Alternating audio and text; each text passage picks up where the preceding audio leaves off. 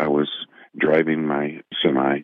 It was 2017, the first week of June, and I was on Highway 10 in the Manistee National Forest.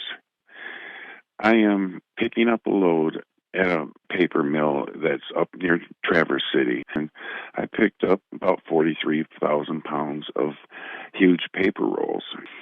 I had a lot of weight on it, and I was noticing that I was starting to lose air in my system, in my truck. And that's not a good thing if you know how air brakes work. So I pulled over to, it's kind of like a snowplow turnaround. And I grabbed my tools and I was under there working on it and repairing it. And I was getting the weirdest feeling, and I was looking around in the woods. I'm close to the woods.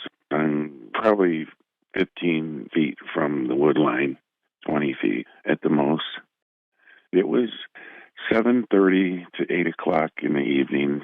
It's still a daylight. It don't get dark till like almost 10 o'clock, you know. Lots of daylight. And I see these shadows in the wood line back in a little ways. Dark, like a blackness. And they're moving around because I heard some things. The atmosphere felt weird. It was real odd. It was almost like an echo chamber. It was just the strangest feeling. Unnatural sounds. It's weird. I'm really feeling real uneasy. And I got it fixed. It was a quick repair, not even 5 minutes. And I start to go, and I'm at the bottom of a hill. I'm heavy, and I got a lot on the truck, so it's going to take a while to get up that hill. So hold out onto the road, get going. Everything's fine. No cars around. I start getting up the hill. Maybe I get 100 yards, and I look over to my right side. I just felt a darkness in my window out of the corner of my eye, and there is a wolf head in my window. My windows are down because it's warm, and I wanted to get the breeze in. I'm at about 20 to 25 miles an hour, maybe, and wolf head is just keeping up with me like it's a Sunday stroll. This wolf-looking thing is staring at me, and he's looking down. He's stooping down. I'm sitting at 9 feet. He's stooping down, so he had to be 10 to 11 feet tall. Had to be. He's running next to me on 2 feet, looking down through the window at me, stooping down. And he's got his hands in front of him.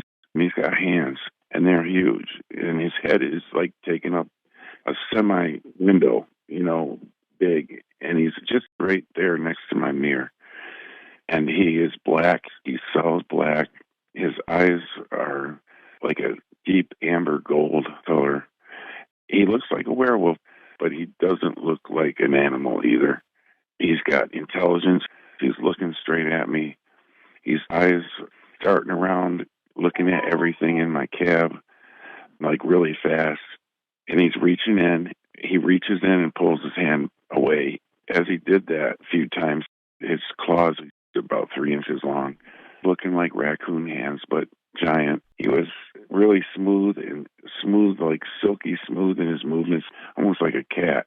He's got shoulders and he's running, but his arms aren't moving like a man would, even though he's got a similar torso and hands. It's kind of like he's out there like a raptor running. He had to stoop down to look in, and I'm sitting at about 9 feet. He was huge. He was massive. He was about 1,000 pounds, I would say. The hand was so big that it was as big as your steering wheel or bigger? About the size of my steering wheel, yes. And his hand, he kind of cupped it, and it came in, and then he'd pull it back out. His nails did scrape on the top of my door, and he was also trying to pull on my outside handle to open the door because there were scratches on that. The thing was, is this all happened really fast, and he looked to me like he was trying to send a message, like, I'm going to get you when there's nothing you can do about it. That's the vibe I was getting. His eyes were not animalistic like you would see in a normal wolf or dog or any animal. You know how they don't have an intelligence that a human would have behind their eyes like this did. And then I automatically thought, I have a .45 Colt revolver strapped to my seat. I pulled my gun and I pulled it fast, and I shot twice, and he went down. down, and he went down like he got hit by a clothesline. Lights out. Hmm. I hit him in the eye. I was still trying to get up this hill, and I didn't know if I was in another dimension. I was really freaking out. There is a place up the road, a little picnic area.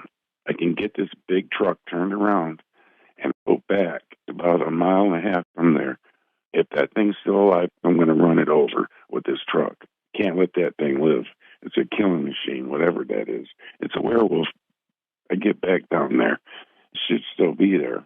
When I hit it, I saw it in my mirror, and I saw it was sliding in the weeds, knocking down the weeds. It looked like the size of a quarter horse.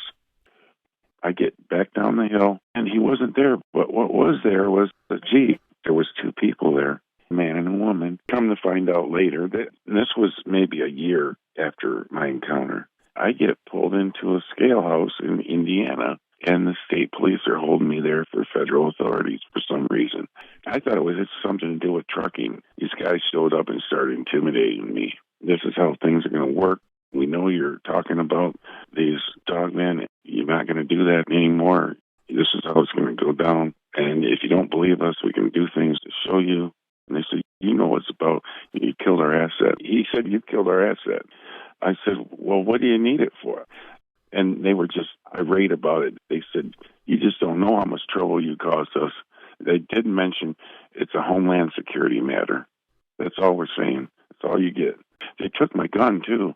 They said you can make you fail a drug test. We can do all kinds of stuff. We can really wreck your life.